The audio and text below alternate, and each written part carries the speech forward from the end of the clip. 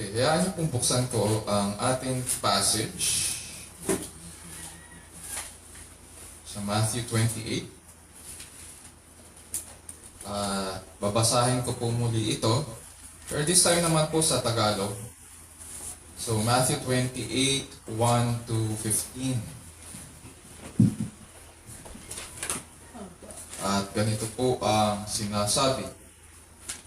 Makaraan ang araw ng pamamahinga, pagbubukang liwayway ng unang araw ng Sanlinggo, pumunta sa libingan ni Jesus si Maria Magdalena at ang isa pang Maria. Biglang lumindol ng malakas, bumaba mula sa langit ang isang anghel ng Panginoon, iginulong ang batong nakatakip sa libingan at naupo sa ibabaw niyon. Ang kanyang mukha ay nakasisilaw na parang kidlat at kasing puti ng busilak ang kanyang damit. Nanginig sa takot ang mga bantay at nabulagtang animoy patay nang makita ang anghel.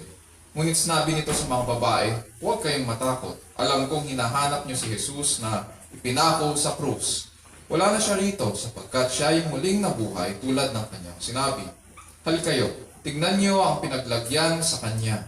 Lumakad na kayo at ibalita sa kanyang mga alagad na siya ay muling nabuhay at mauuna sa Galilea. Makikita niyo siya roon, tandaan niyo ang sinabi ko sa inyo. At dali-dali silang umalis ng libingan. Pinagharian sila ng magkahalong takot at galak. At patakbong nagpunta sa mga alagad upang ibalita ang nangyari. Ngunit sinalubong sila ni Jesus at binati.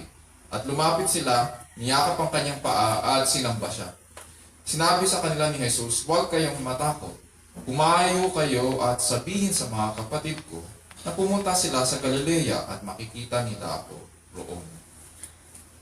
Pagkaalis ng mga babae, pumunta naman sa lungsod ang ilan sa mga kawal na nagbabantay sa libingan at binalita sa mga punong saserdote ang lahat ng nangyari.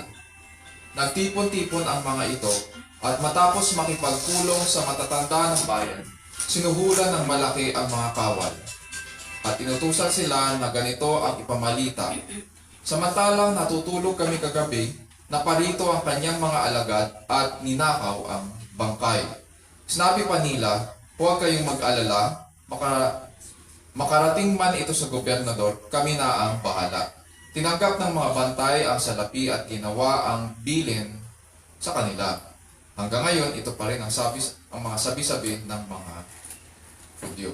Ito po ang salita ng Panginoon, purihin ang Diyos.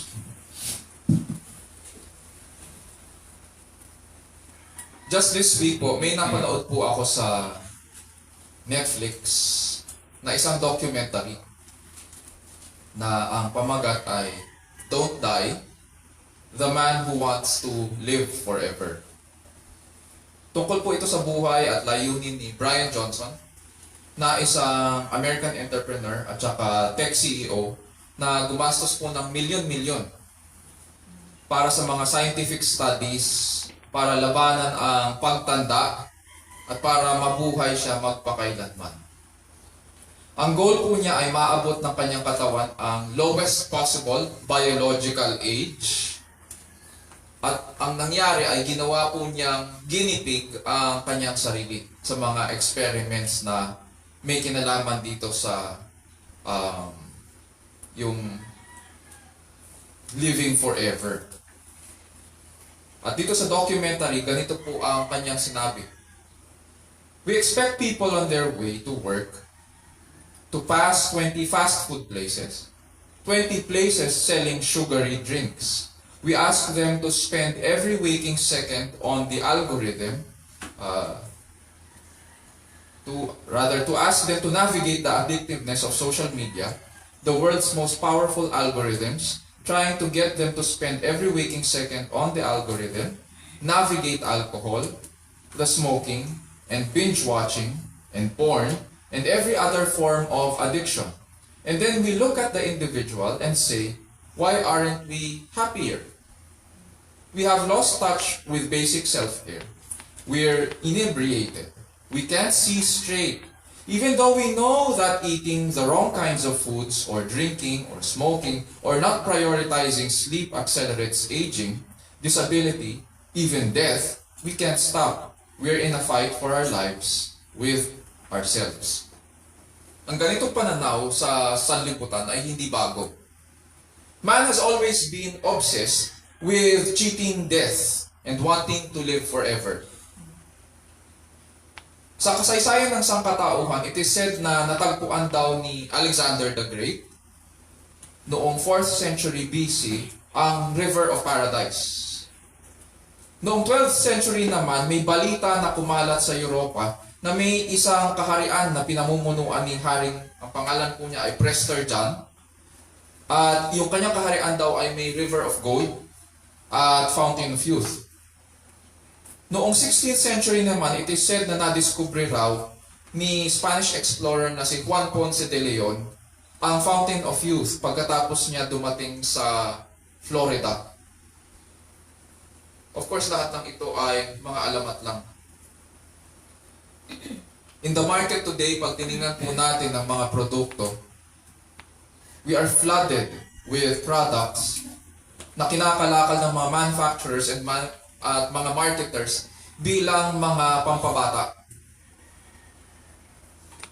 Nandyan ang mga pinapahid na creams and moisturizers sa ating mga muka, sa ating balat, to the more extreme chemical pills, injections, at saka mga cosmetic surgeries and stem cell research. Hindi pa kasama dyan yung mga kinakain natin, mga pampabata din. Masasarap, diba? Lalo na kinakain tuwing undas. Sa mga pelikula naman, pag tinignan natin ang mga gumaganap, pabata ng pabata po ang mga artista na kumukuha ng mga mature roles.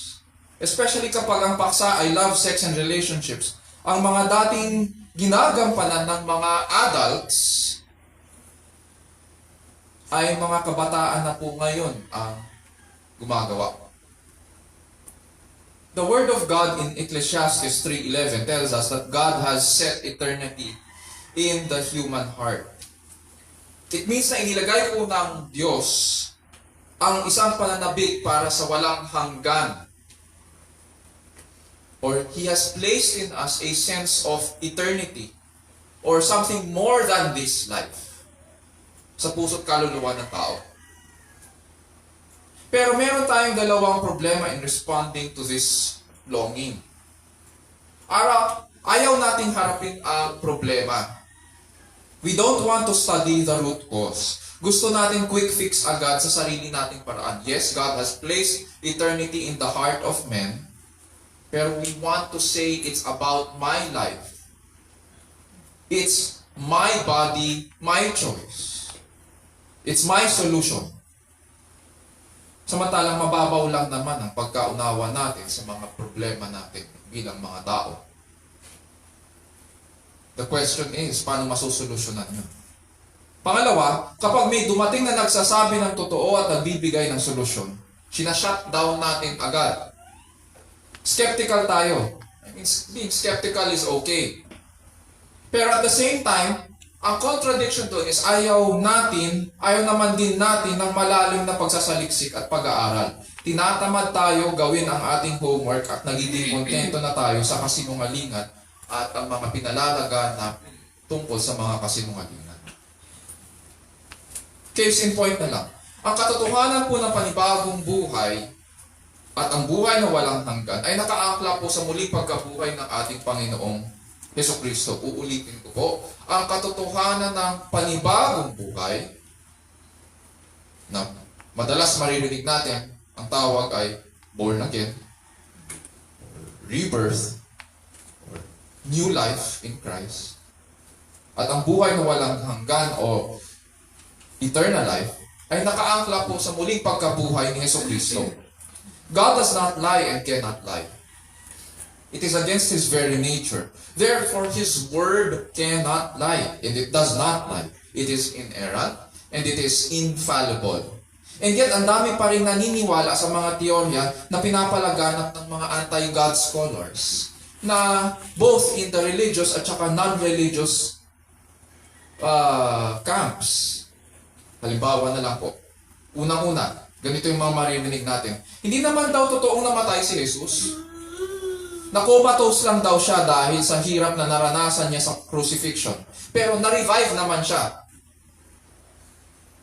Na-revive siya sa pamamagitan ng cold atmosphere at saka sa spices na dinala sa kanya. See? Tatanungin nyo, Pastor, scholar yan? Oo, scholar. Pangalawa, ito pang pinalalagana. Hindi naman daw totoong inilibing si Jesus. Therefore, wala ang katawan niya sa libingan on Sunday morning. Voila! He is risen. Pangatlo, may mga nagsasabi na dahil sa depression ng kanyang mga alagad, nag-hallucinate daw sila. At inakala na nabuhay siyang muli. Everything was just a hallucination. So, hanggang ngayon, hallucination pa rin ang bagay na yan. Pangapat, ang proposal ng iba ay walang totoong physical resurrection na nangyari. Nagpadala lang daw ng telepathic message ang Diyos. Parang ala Charles Xavier ng X-Men. Kinakausap, binubulungan ang tao sa kanilang isipan na nabuhay na maguli si Jesucristo. Pero wala namang totoong physical resurrection. Panlima, may mga nagmumungkahi na may isang makapangyarihang spiritista daw ang nag-magic ng illusion na si Jesus ay muling nabuhay para mapaniwala ang mga alagad na merong resurrection. And last but not the least, napagkamalan lang daw nila si Jesus ang muling nabuhay. Hindi daw siya yun. And so, ang pinaniniwalaan nilang nabuhay na maguli, pero hindi naman totoong namatay, ay impostor lang. Dahil sa dami ng mga teorya na lumalaganap, mas lalong nagiging mahalaga ngayon na pag-aralan natin ang patotoo ng salita ng Diyos ukol sa muling pagkabuhay ng Panginoong Jesus. Kaya, friends, brothers, and sisters, as we study this passage, panalangin ko po na mag-minister itong message sa atin, especially sa atin na nababalisa dahil sa pinagdadaanan natin sa buhay. Kung nalilito po tayo sa ating pananampalataya, I would like to encourage you to join your brothers and sisters in gathering around God's Word. At kilalanin po natin ang Panginoong Jesus na muling nabuhay para sa ating ikapagpapawalang sala at paglakad sa panibagong buhay. Para makatugon po tayo sa maayos na pagsamba sa harapan ng Diyos habang nabubuhay sa ilalim ng kapangyarihan ng Diyos at para po sa kalwalhatian ng ating dakilang Diyos. This morning as we approach God's Word, ang magiging question natin ay makikita sa ating title, Did Jesus really rise from the dead? Tunay nga bang nabuhay na maguli si Jesucristo? Did Jesus really rise from the dead? At meron tayong 3 points lang sa ating outline. Sa verses 1 to 7, titignan natin yung discovery, the women's discovery of the empty borrowed tomb. Sa verses 8 to 10, the women's first encounter with the risen Christ. At saka sa verses 11 to 15, the chief priest's rejection of Christ's resurrection. So did Jesus really rise from the dead? Verses 1 to 7, the women's discovery of the empty, borrowed tomb. Sabi dyan sa verses 1 to 7, buksan po natin ang ating mga Bibles. Sa Matthew 28, verses 1 to 7, at ganito po ang sinasabi. Now after the Sabbath, as it began to dawn toward the first day of the week, Mary Magdalene and the other Mary came to look at the grave. And behold, a severe earthquake had occurred, for an angel of the Lord descended from heaven, and came and rolled away the stone, and sat upon it. And his appearance was like lightning, and his clothing as white as snow. The guards shook for fear of him, and became like dead men. The angel said to the women, Do not be afraid, for I know that you are looking for Jesus, who has been crucified. He is not here, for he has risen, just as he said. Come see the place where he was lying. Go quickly and tell his disciples that he has risen from the dead, and behold, he is going ahead of you into Galilee. There you will see him. Behold, I have told you. Establish po muna natin sino yung mga characters dito sa ating passage. Definitely, ang unang-una ay ang Panginoong Jesus. Pangalawa, ang anghel ng Panginoon. Sino pa? Ang mga gwardya o yung mga bantay sa libingan. Nandyan din ang mga matatanda ng Israel. At syempre, yung binanggit na kababaihan, si Mary Magdalene at ang isa pang Maria. Ganun lang ang description sa kanya. Sino po kaya siya? So as we establish itong mga characters, sa Mark 16:1, pinaliwanag na kasama itong Maria, itong isa pang Maria na sinasabi dito. Kasama daw niya si Mary Magdalene. Si Mary Magdalene po siya po yung pinagaling mula sa 7 demonyo. Sa Luke chapter 8 verse 2.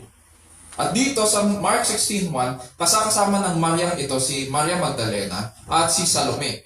Si Salome po ay ina ni James and John na asawa ni Zebedee. Sila po yung mga sons of thunder. So tatlo sila sa Mark 16:1 na magkakasama. Ganito po ang sinasabi sa Mark 16:1. When the Sabbath was over, Mary Magdalene and Mary, the mother of James, and Salome bought spices so that they might come and anoint him. Very early on the first day of the week, they came to the tomb when the sun had risen.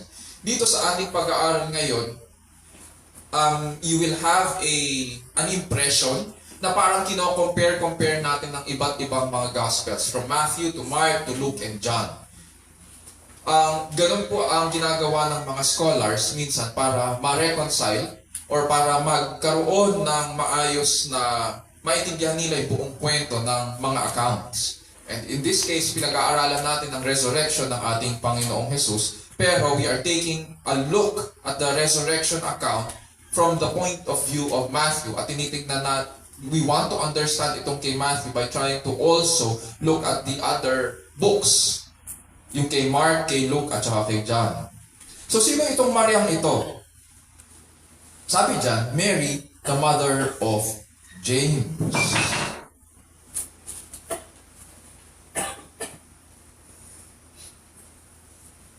Itong Mary, the mother of James, is none other than, si James po ay yung kapatid ng ating Panginoon.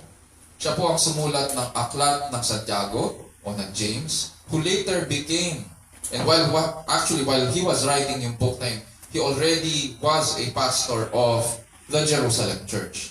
Nung buhay ang Panginoong Jesus, hindi po siya mananampalataya. Hindi siya naniniwala kay Jesus. Pero after the resurrection, he became an important figure sa early church. Yung Sabbath na binabanggit nila dito, or Shabbat, sa original language, ay ginaganap from sundown ng Friday to sundown ng Saturday, which is the last day of the week. So, dito mapapansin natin, sabi sa ating passage, after the Sabbath, or when the Sabbath was over, ibig sabihin, pagkatapos ng sundown ng Saturday. Yun yung pakahulugan nila dito. Kasi, hindi sila pwedeng bumiyahe, hindi sila pwedeng magbuhat, hindi rin sila pwedeng maglakad on a Sabbath. It is considered work. So, you can't do much pagdating ng araw ng Sabbath. This means, itong ginawa nila na now after the Sabbath, as it began to dawn toward the first day of the week, itong mga ginawa nilang after the Sabbath ay simula Saturday night, nung bumili sila ng spices, itong si Mary Magdalene, si Mary at si Salome, and then yung sinasabing the following day, which is Sunday, the first day of the week. Madaling araw pa lang, pumunta na sila sa libingan ng Panginoon. So si Mary na kasama ni Maria Magdalena ay pumunta sa libingan ng ating Panginoon. Pag-usapan naman natin ang libingan dito. Another point ito sapagkat baka isipin natin na itong libingan ng ating Panginoong Jesus ay tulad ng mga libingan natin ngayon. Sa atin, pag pinag-usapan ng libingan, dalawang klase yan. May apartment style. Alam niyo yung apartment style? Okay. At saka yung hinuhukay at doon nilalagay ang kabaong. Ang libingan ni Jesus ay actually kay Joseph of Arimathea. Hindi po sa kanya yun. Si Joseph of Arimathea ay isang member po ng Sanhedrin, mga matatanda sa Israel. Sila yung mga madalas na nakakabangga ng Panginoon sa kanyang sa kanyang preaching mission from Galilee pababa papuntang Jerusalem. At si Joseph of Arimathea ay naging secret follower ng ating Panginoong Jesus. Siya po ang kumuha sa katawan ng Panginoon at inilagay sa kanyang libingan. Itong libingan ayon sa Mark 15:46 ay hinukay sa isang bato. So hindi siya, baka iniisip kasi natin, lalagyan ko yan na metal structure, sisimentohan, tapos lalagyan ng isang malaking bato. Hindi. It is a natural formation, it is a natural rock formation, tapos inukit yan, hinukay yan. So parang isipin natin parang yungib, parang gano'n. Tapos, doon sa bungad ng kanyang libingan, may malaking bato na inukit ng kamay ng tao. Ito yung pinagugulong nila para takpan ang bungad ng libingan. Sa Mark 16:4, ang description ng batong ito ay parang ganito. Very mega. Pag sabi natin mega, anong ibig sabihin? Malaking-malaki. Napakalaking bato ang nandun sa bungad ng kanyang libingan. Bukod sa napakalaki ng bato na pinagugulong sa entrance, what's interesting is that nilagyan ito ng selyo. Yung pinaglibingan ng ating Panginoon ay nilagyan ng selyo. Most probably ito po ay Roman Imperial Seal o ito ay seal of the Roman governor, si Pontius Pilate. Bakit nila ginawa ito? This was secured gamit ang lubid. So, paano nila ginagawa ito? Nilalagyan nila ito ng lubid. Yung paligid ng bato para ma-hold din yung seal sa gitna. So, ang purpose nun, bakit mo nilalagyan ng lubid? Pag nilagyan mo ng lubid yung bato, mapapagulong mo ba yun? Hindi. Mahirap pagulungin yun pag nilagyan mo na ng lubid. So, ganoon ang ginawa nila. Tapos, nilagyan nila ng selyo yun para walang lalapit doon at walang magtatangkang magbukas. During their time kasi, anything na mayroong selyo ay confidential. Ang pwede lang magbukas nun ay kung sino ang authorized sa seal na yon. Kaya mapapansin natin yung mga letters, pag nanonood tayo ng mga movies, sineselyuhan nila, di ba? Binubuhusan nila ng wax o ng clay, tapos nilalagyan, tinatatakan. Sinisil nila yon sapagkat hindi yun pwedeng buksan ng basta kung sino-sino lang. Kahit ang messenger, hindi pwedeng buksan yon. Kung ang pwedeng magbukas lang nun ay para kanino yun, kung sino yung addressee doon at kung sino yung recipient. In this case, nilagay nila ang selyo, ang Roman seal, either imperial seal or seal ng Roman governor, kasi siya yung nag-authorize ng seal. Siya lang ang pwedeng lumapit doon at magbukas nun. Secured ibig sabihin, ang libingan ng ating Panginoon. Walang magtatangkang magbukas nun. Sa Matthew 27:62-66, ganito po ang sinasabi. Now on the next day, the day after the preparation, pag sabing the day after preparation, may preparation ng Sabbath. Kung Sabbath ay nasa sundown ng Friday, edi yung preparation day ay the day before, hanggang doon sa sundown ng Friday. So on the next day, the day after the preparation, the chief priests and the Pharisees gathered together with Pilate. Sabi dyan, sa Matthew 27:62-66. The day after the preparation, the chief priests and the Pharisees gathered together with Pilate and said, Sir, we remember that when he was still alive, that deceiver, si Jesus Christ daw, manlilit lang, said, After 3 days I am to rise again. Therefore, give orders for the grave to be made secure until the 3rd day. Otherwise, his disciples may come and steal him away and say to the people, He has risen from the dead. And the last deception will be worse than the first. Pilate said to them, "You have a guard. Go make it as secure as you know how." And they went and made the grave secure, and along with the guard, they set a seal on the stone. Bukod sa napakalaki ng batong ito, meron itong lubid at selyo. Nag-assign pa ng gwardya para magbantay doon. Walang pwedeng magnakaw ng kanyang katawan. Pero teka lang, urong lang tayo ng konti. Public land ba ito? O private land? O private property? This is private property. Kay Joseph of Arimathea, itong libingang ito. Tapos, mababasa natin na pinakialaman ito ng mga matatanda sa Israel. We will not read na pinahintulutan sila o humingi sila ng pahintulot na gawin ito. Isa pa, kailan nangyari yung meeting? Kung mayroong day of preparation for the Passover, may actual Passover. Or may actual preparation pala, hindi Passover, may actual day ng Sabbath. Sabi dyan, now on the next day, the day after preparation, kailan nangyari ang meeting na ito? Was it on the day of preparation? No. Nakipag-meeting ang mga matatanda ng Israel kay Pilate on the day of Sabbath.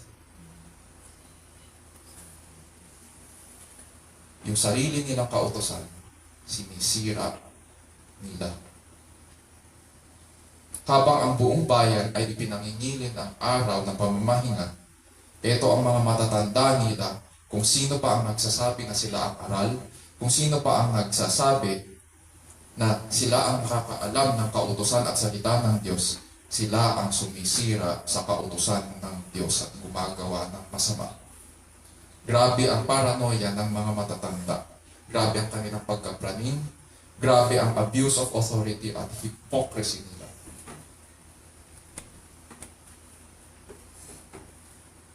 So ngayon, punta tayo doon sa resurrection. Alam na natin ang nangyari on the day of preparation at saka on the Sabbath itself. Pagkatapos nun, ano nangyari? Pumunta ang mga babae sa libingan. Sabi dyan, pagbubukang liwayway, yun yung time na pumunta sila. So pagkadating ng mga babae sa libingan, ano raw ang nadatnan nila? Wala ng bato. Naigulong na. Ganito ang paliwanag sa Matthew 28, 2-4. Sabi dyan, "And behold, a severe earthquake had occurred. For an angel of the Lord descended from heaven and came and rolled away the stone and sat upon it. And his appearance was like lightning, and his clothing as white as snow. The guards shook for fear of him and became like dead men." So, dahil nadatnan nila yung bato na naigulong na, it is most probable na nung dumating sila, nandun din yung mga gwardya na nakahandusay, nakabulagta.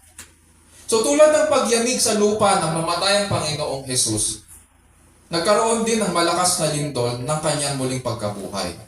At bumabaraw mula sa langit ang isang anghel ng Panginoon.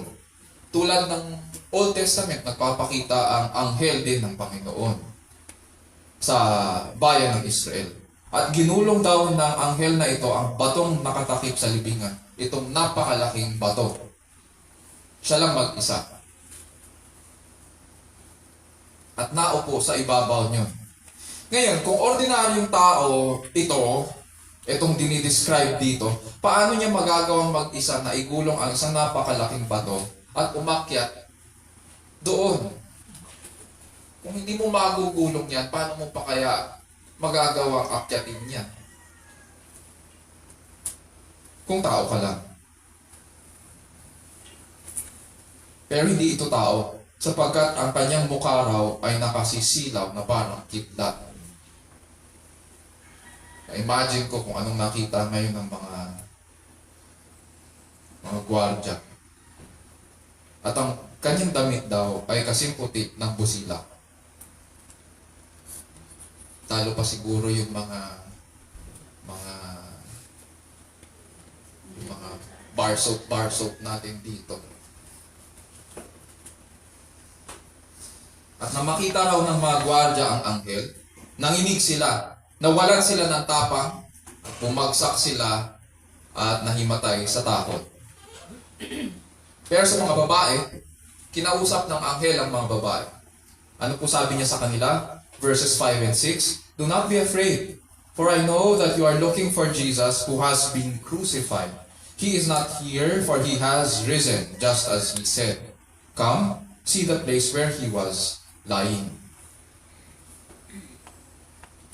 Ilang beses po bang pinahayag ng Panginoong Jesus na muli siyang mabubuhay? Sabi kasi ng anghel, just as he said. He is risen, just as he said. Sa aklat ni Matthew, mababasa po natin na 3 beses po sinabi ng Panginoong Jesus on different occasions sa kanyang mga alagad that he will be raised on the 3rd day. Dito pinapaalala ng anghel at syempre inaaliw niya yung mga kababaihan, malungkot nang dumating sa libingan ukol sa sinabi ng Panginoon. At dahil siya ay muling nabuhay, hindi nila kailangan malumbay. Inimbitahan niya rin sila na pumasok para makita nila na tinupad ng Panginoon ang kanyang pangako. Yun pala ang purpose bakit niya inusog yung bato. Hindi po inusog ng bato, hindi po inusog ng anghel yung bato para makalabas si Jesus. Inusog niya yung bato para maimbestigahan at makita ng mga babae ng kanilang mga mata na wala na siya doon. The miraculous removal, sabi ng isang scholar, the miraculous removal of the stone was not in order to let Jesus out, but to let the women in to see the empty tomb. At pagkatapos, binigyan niya sila ng instruction sa verse 7. Pagkatapos makita yung loob ng tomb o ng libingan, verse 7 sabi, "Go quickly and tell his disciples that he has risen from the dead. And behold, he is going ahead of you into Galilee. There you will see him. Behold, I have told you." Kailangan daw nila magpadali na. Sapagkat nauna nang pumunta ang Panginoon pabalik sa Galilee para i-meet ang mga alagad. Which leads us dito sa verses 8 to 10. Yung encounter ng mga kababaihan kay Jesus. Sabi dyan sa verses 8 to 10, "And they left the tomb quickly with fear and great joy, and ran to report it to his disciples. And behold, Jesus met them and greeted them. And they came up and took hold of his feet and worshipped him. Then Jesus said to them, 'Do not be afraid. Go and take word to my brethren to leave for Galilee, and there they will see me.'" Scriptures tell us na dali-daling silang umalis doon sa libingan, pabalik sa Galilee, para ibalita ang nangyari. Siguro kung nandun tayo, tulad nila, magkahalong takot, saya, at mayroon pa rin konting kalungkutan dahil tama ba itong naririnig natin? Sa balitang kanilang natanggap. At habang tumatakbo raw sila sa daan, ano ang nangyari? Verse 9, "Behold, Jesus met them and greeted them." Gusto ko yung Tagalog. Sinalubong niya sila. Ibig sabihin, kung ang Jerusalem ay nasa south at ang Galilee ay nasa north, northbound ang mga kababaihan. At kung sinalubong sila ni Jesus, ibig sabihin southbound siya. Nakaharap siya sa kanila. Papunta siya, naglalakad siya papunta sa kanila habang sila patakbo papuntang Galilee. At ano raw ang reaction ng mga kababaihan nang makita siya? Verse 9b, "And they came up and took hold of his feet and worshipped him." Mabilis raw silang lumapit nang mamukhaan siya. And they took hold of his feet and worshipped him. Dito muna tayo. Yung salita na took hold of his feet sa original language ay hindi lang parang hinawakan lang. Hindi. Hindi yung parang hinawakan lang. Hindi ganun. Nang makita nila siya, niyakap nila ang kanyang mga paa. Mahigpit na niyakap. Tapos yung salitang worship dito, ang salitang worship dyan, sa original language, ay nagpatira pa.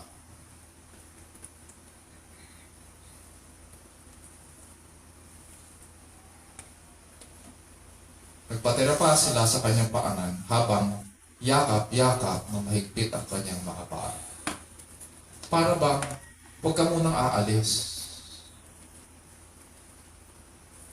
Ayaw nila siyang pakawalan. Mapapansin natin itong pagsamba ng mga kababaihan. Hindi tinanggihan ng Panginoong Hesus. Wala tayong makikita na nireject niya ito.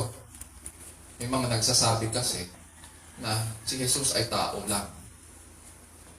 Eh di kung tao lang, dapat tinanggihan na yan.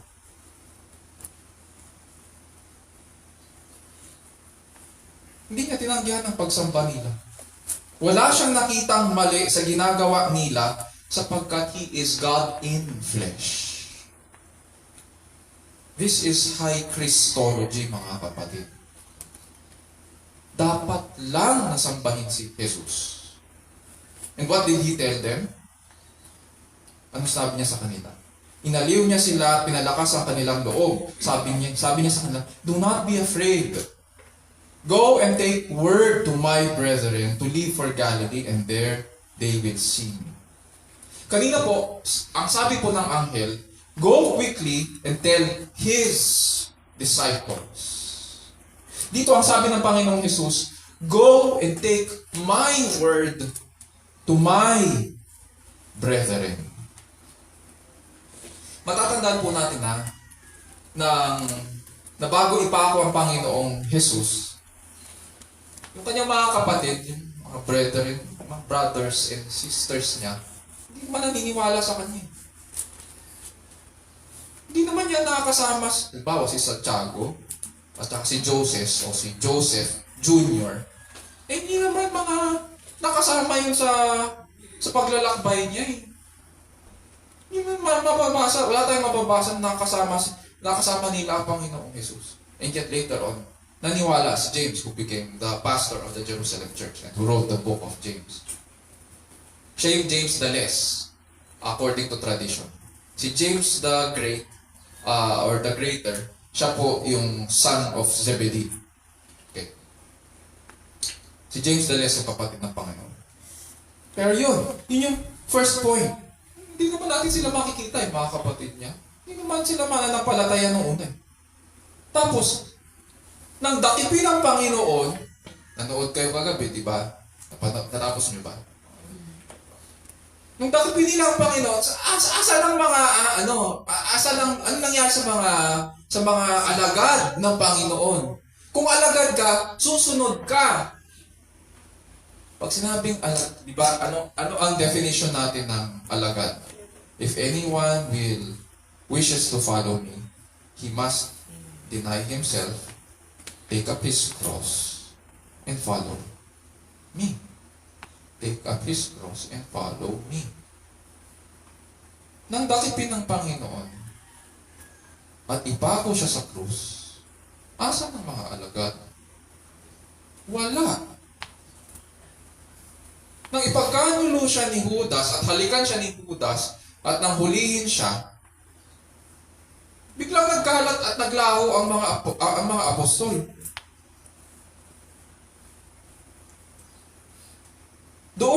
Doon sa crucifixion, makikita lang natin ang mga kababaihan at si Apostol Juan. Yun lang. Pero, asa ng karamihan? Nagtago. Tapos ngayon, dito, sa resurrection, inikipon niya sila. Bagamat natuwag sila at iniwan nila siya. Diba? Sometimes, in our lives, sinasabi natin follower tayo ni Christ. Pero pag dumating ang mga pagsubok sa pananampalataya, how do we prove ourselves? Yun yung time to prove ourselves that we are followers. Pero napakabait ng Panginoon. Ang tawag niya pa rin sa kanila, go tell my brothers. Sinubok sila. Ano nga yung sinabi? May kasabihan tayo. Sinubok, ngunit hindi parang sinukat pero hindi ano? Sinukat sila pero hindi ano? Hindi sakto daw. Sinukit pero hindi sila umayon doon sa pagsukat. They did not meet the standard. Pero napakabuti ng Panginoon. Sabi niya sa mga kababaihan, pumunta kayo sa kanila. Pumunta kayo sa aking mga kapatid. Yun yung term niya. So, tinitipon niya ngayon ang kanyang pamilya. Ang lahat ng mga naghihintay sa kanya sa Galilee. And most probably by this time, alam ng Panginoon na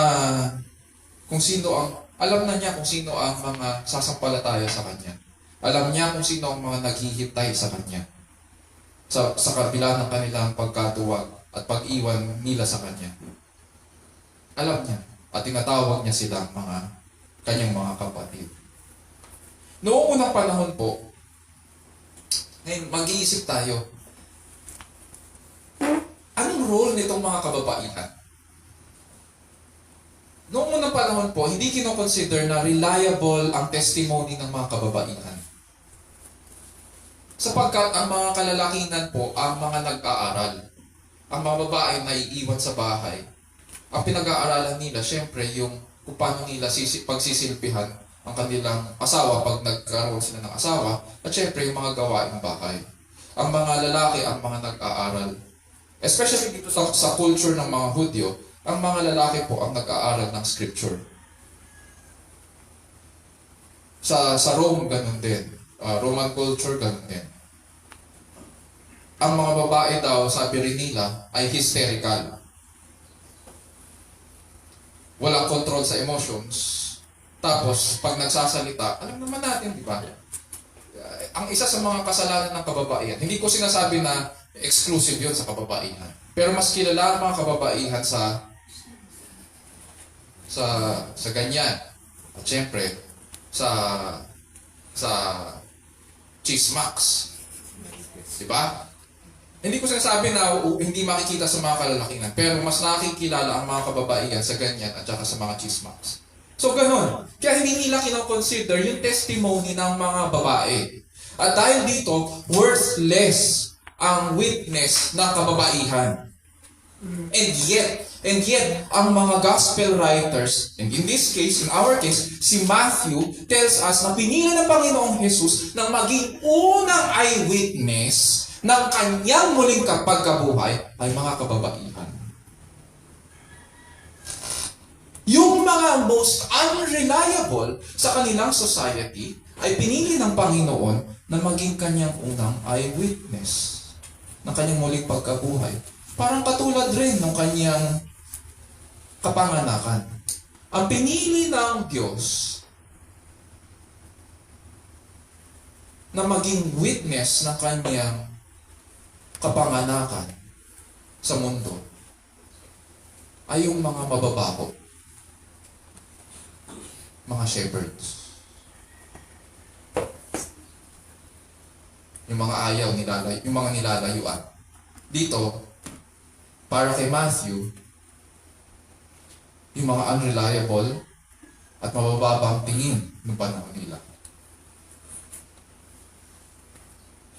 Sila ang unang eyewitness ng resurrection. And it makes perfect sense. It makes perfect sense. Why? In the Gospels, the women are recorded na nandoon sila sa crucifixion. Hindi nila iniwan ng Panginoong Jesus. Nakita rin nila kung saan siya ilibing. Kasama nila si Joseph of Arimathea noon. So alam nila kung nasaan ang libingan ng Panginoon. Nandun din sila on the first day of the week. Sila rin ang nakakita na wala na yung bato. Sila rin ang unang nakakita na wala na ang katawan sa libingan. Sila ang unang nakausap din ng Panginoong Hesus pagkatapos niya mabuhay na maguli. Walang ibang first eyewitness, kundi ang mga kababaihan. At wala rin ibang dahilan ng mga kababaihan para magsinungaling.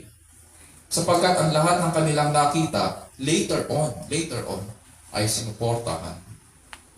Hindi lamang na matatandaan natin na may batas sila nung panahong ito para maitatag na ang isang bagay ay totoo o tunay ay kung mayroong 2 or 3 eyewitnesses. Itong mga patotoo ng kababaihan ay hindi lamang sinuportahan ng 2 or 3 eyewitnesses, kundi ito ay sinuportahan ng lahat ng alagad ng Panginoon na nakakita sa Kanya na siya'y nabuhay na maguli. Now, punta tayo doon sa mga nagsasabi na hindi nabuhay na maguli si Jesus. If the early Christians were simply trying to impress yung mga kapwa nila Hudyo, yung mga kababayan nila Hudyo, o para maging believable lang ang kanilang pananampalataya sa mga Hentil, kung ako magpapa-impress, bakit pa ako gagamit ng isang feature ng aking pananampalataya na napaka-unreliable sa culture? Kung nagpapa-impress ako, itatago ko yan. Papa-impress lang ako. Hindi ako gagamit ng isang bagay na magpapakita na mahina ang aking pinaniniwalaan. Hindi yan ang alas ko. And yet makikita natin dito, ito ang alas ni Matthew sa kanyang mga kababayan. Pinapakita niya na ang first eyewitness ay mga kababaihan. How is this? How do we explain this? Kung hindi naman pala reliable ang mga kababaihan sa kultura nila, it's because the early Christians didn't want to impress. Para sa kanila, ang katotohanan ay life and death. It is that important sa kanila. Paninindigan ko to. Kahit ipakain niyo pa ako sa mga bangis na hayop, sasabihin at paulit-ulit kong sasabihin na buhay na maguli si Jesus. Makikita natin yun sa kasaysayan ng ating pananampalataya kung paano nila pinakain ang ating mga ninuno sa pananampalataya sa mga hayop. Pangalawa, it's because the women were indeed essential sa resurrection accounts. Kung wala sila, paano malalaman ng mga kalalakinan sa Galilee? Sino pupunta sa kanila? Hindi nila malalaman. Hindi malalaman ni Pedro. Hindi malalaman ng mga alagad. Punta tayo sa verses 11 to 15. The chief priest's rejection of Christ's resurrection. Now while they were on their way, some of the guard came into the city and reported to the chief priests all that had happened. And when they had assembled with the elders and consulted together, they gave a large sum of money to the soldiers and said, "You are to say, his disciples came by night and stole him away while we were asleep. And if this should come to the governor's ears, we will win him over and keep you out of trouble." And they took the money and did as they had been instructed. And this story was widely spread among the Jews and is to this day.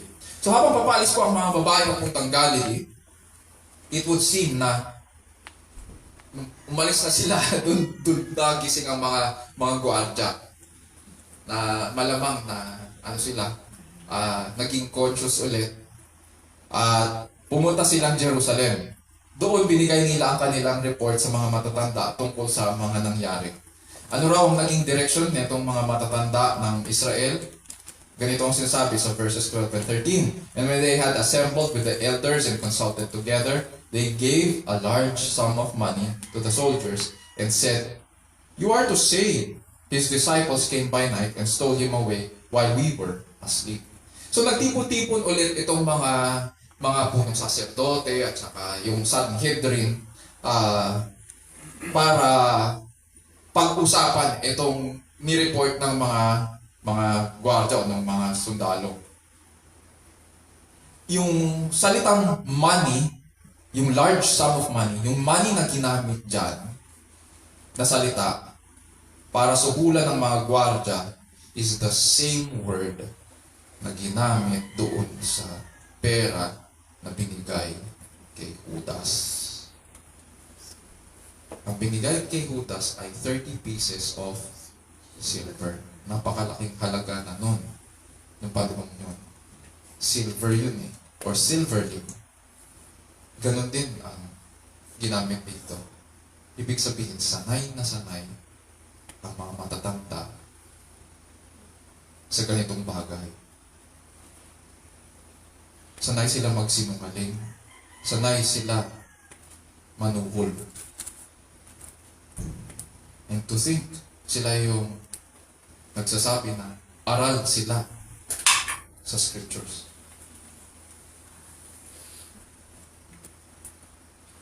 Tapos ano daw ang sasabihin nila?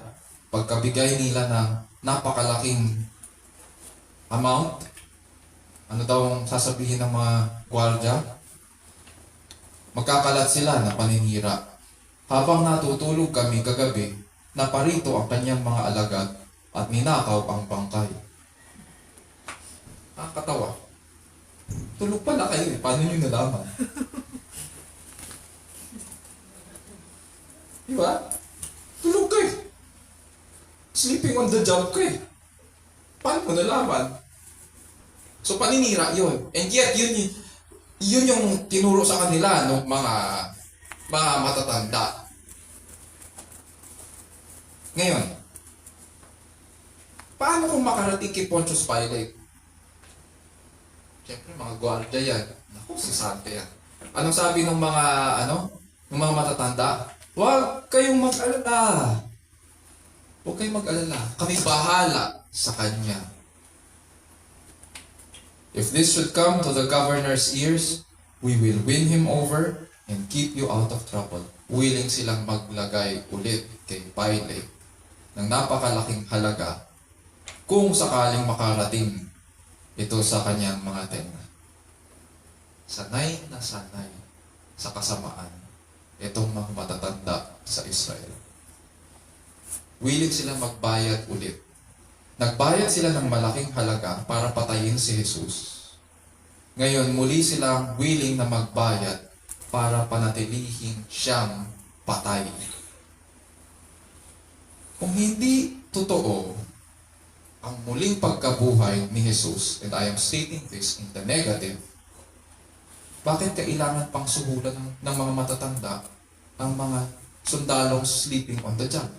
Kung hindi totoo. Bakit kailangan mo suhulan? Bakit kailangan mo manira? Ngayon, bago po nating sabihin na hindi gawa-gawa lang yung kwentong yan ng mga apostol. Sabi ni Matthew sa verse 15, and they took the money and did as they had been instructed, and this story was widely spread among the Jews to this day. Sabi ni Matthew, to this day, as of this writing. Ang kanyang aklat ay sinulat noong 65 to 70 AD.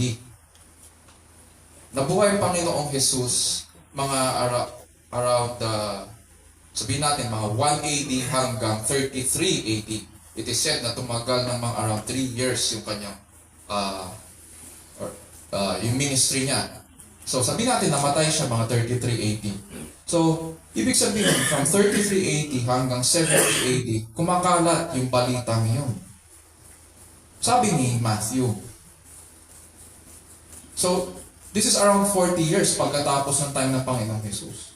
What's interesting is that 130 years later, ganun pa rin ang kinakalat ng mga Hudyo. Pakinggan po natin si Justin Martyr, isa sa mga Christian apologists. At ganito ang sinabi niya kay Trypho na isang Jewish rabbi. Ganito ang sabi niya. 130 years later, after mabuhay ang Panginoon, ganito sinabi ni Justin Martyr kay Trypho, na isang Jewish rabbi. Yet, you not only have not repented, after you learned that He rose from the dead, but as I said before, you have sent, chosen, and ordained men throughout all the world to proclaim what? Ano yung pinoproclaim ni Trypho at na kanyang mga alipores? To proclaim that a godless and lawless heresy had sprung from one Jesus, a Galilean deceiver, whom we crucified, but his disciples stole him by night from the tomb, where he was laid, when unfastened from the cross, and now deceive men by asserting that he has risen from the dead and ascended to heaven. Wala ito sa Bible. And yet, itong mga historians, at saka yung mga nag-aaral ng mga languages, at saka mga scholars, sinasabi nila, even in 160 AD, ganito ang kumakalat sa Israel at saka sa Empire. Totoong nangyari ang panunuhol. Dahil totoong nangyari ang panunuhol, totoong bumulagta ang mga sundalo. Totoong chismis.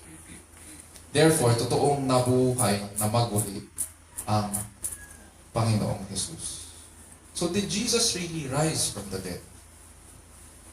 One, yes, because the women who were at the crucifixion also saw the empty borrowed tomb.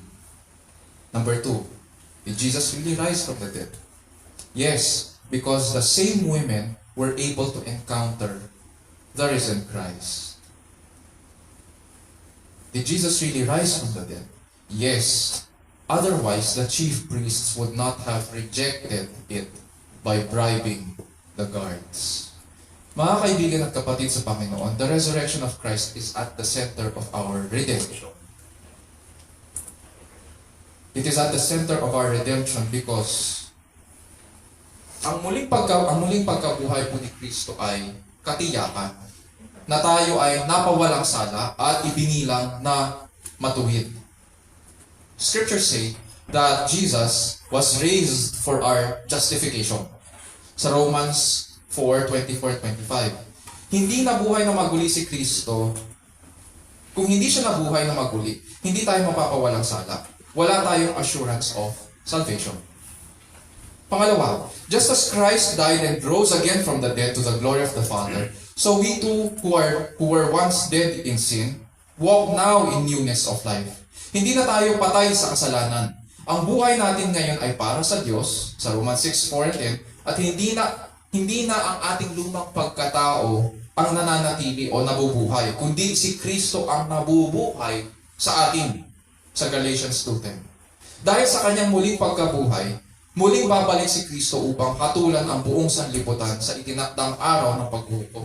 Sa Acts 17, sinasabi po doon na ang guarantee na siya ang hahatol sa lahat ay ang resurrection. The resurrection is the proof that there will come a judge of the whole world. Aayusin niya ang lahat ng bagay at muli itong ilalagay sa tama. Hindi lang yon. Anong comfort natin dito sa muling pagbabalik ng Panginoon? Muling iinom si Kristo sa kanyang kaharian. Sa kaharian ng kanyang Ama at makakasama tayo doon sa kanyang hapag. Sa Matthew 26:27-29. At darating ang kapahingahan ng lahat ng bagay sa bagong langit at lupa. So paano ba tayo mabubuhay na may pananalig at pag-asa sa Kanya? Bagamat hindi binanggit ni Matthew kung sino ang kanyang mga readers o yung recipient ng kanyang aklat, but because of his writing style at sa dami ng Old Testament references, we come to understand na he is writing to his Jewish brothers. At malamang itong mga Jewish brothers na ito ay Christians. They are Christians na inuusig, most probably from Antioch of Syria, and they were facing opposition and persecution because of the gospel. Ganun pa man, may binila ng Panginoon sa kanyang mga alagad. Pagkatapos ng Matthew 28 verses 1 to 15, mababasa natin sa 16 to 20 na mayroong binilin ang Panginoon. Na from that time hanggang sa panahon natin ngayon, pinananatili at pinanghahawakang mahigpit ng kanyang iglesia. Basahin po natin verses 16 to 20 ng Matthew 28. Ganito po ang sinasabi. But the 11 disciples proceeded to Galilee, to the mountain which Jesus had designated. When they saw him, they worshipped him, but some were doubtful. And Jesus came and spoke to them, saying, All authority has been given to me in heaven and on earth. Go therefore and make disciples of all the nations, baptizing them in the name of the Father, and the Son, and the Holy Spirit, teaching them to observe that all that I commanded you, and lo, I am with you always, even to the end of the age. Dahil pinahayag ni Kristo na siya ang bumaba, siya ang nagbata, namatay, inilibing at muling nabuhay pagkatapos ng ikatlong araw at tinanggap niya sa kanyang pagkatao mula sa Ama ang lahat ng kapangyarihan sa langit at lupa. Siya po ang pinangakong manunubos at hari ng mga hari. How do we apply this? Habang tayo, number 1, ay patuloy na sumusunod sa Kanya, gumawa rin tayo ng mga susunod sa Kanya. Uulitin ko, habang tayo ay patuloy na sumusunod sa Kanya, gumawa rin tayo ng mga susunod sa Kanya. Sabi niya, go therefore and make disciples of all the nations. Ang scope ng mission ni Kristo ay gumawa ng mga disciples from every people or ethnicity. Ang sa original language, ang pagkakautos ng Panginoon ay pantata ethne, all ethnicities, all peoples. Darating ang araw na makikita natin ang papasok sa Holy City ay mula sa bawat tongue, tribe, and nation. At panalangin ko na magpatuloy po ang bawat isa sa atin at doon po tayo magkita-kita sa pagbalik ng ating Panginoon sa kanyang kaharian. Pangalawa, gamitin natin ang pinagkaloob niyang pamamaraan para makagawa tayo ng mga susunod sa Kanya. Sabi niya, baptizing them in the name of the Father, and of the Son, and of the Holy Spirit, teaching them to observe all that I commanded you. Ang mga kaloob niya para sa ating public ministry bilang church ay ang pagpapala para lumago ang ating mga pamilya sa pananampalataya. Number 1, makikita natin dyan yung ordinansa ng bautismo. Baptize them in the name of the Father, and of the Son, and of the Holy Spirit. Yun ang command. At pangalawa, ang ordinansa ng pangangaral ng salita at pagiging tapat sa salita. Kasama sa ating pagiging tapat ay ang ordinansa ng banal na hapunan, ang pagtitipon at pagsamba, ang pagdalangin, hindi lamang para sa ating mga sarili, kundi para sa iba, at para rin sa mga namumuno sa ating pangangaral ng ebanghelyo, at saka syempre pangangaral ng ebanghelyo sa ating asawa at mga anak. Pangatlo, tulad ng mga dinidisciple ni Matthew sa aklat na ito, marami po tayong pagdadaanan sa buhay natin sa sanlibutan. Ang instruction sa atin ay manatili tayo kay Kristo sapagkat pinangako niya sa lahat ng tapat. Ano yung pangako niya? Lo, I am with you always, even to the end of the age. Mga kapatid at kaibigan, ang mga teorya na nagpapabulaanan sa muling pagkabuhay ni Jesus ay nag-e-exist po sapagkat ang assumption nila ay isang mundo o isang katotohanan na non-existent ang supernatural power ng Diyos sa ating natural world. Ayaw nila ng ganon. Ayaw po nila sa Diyos. So if God now has set eternity in the heart of man, how then can that eternity in the human heart be filled kung wala ang Diyos? No amount of godless theories and shameless false witnessing will fill that longing for eternity in the heart of man. And oh, how great then is that void in the human heart. Para sa atin na nagmamahal kay Kristo, wala po tayong dahilan para pagdudahan ang resurrection. Sapagkat pinagkalooban tayo ng mga first eyewitnesses at writers na nag-record, pati yung mga kasinungalingan ng mga tao ng panahon nila. All of this is historical fact. Every first day of the week, every Sunday is a reminder. Every Sunday is a celebration of Christ's resurrection, leading to our expectant hope of the resurrection in the new heaven and the new earth. Be encouraged, O Christ follower. Jesus rose from the dead just as He did. Isa puso natin ang mga bagay na ito at iukot natin ang ating sarili sa ating tapat at dakilang Panginoon. Tayo manalangin.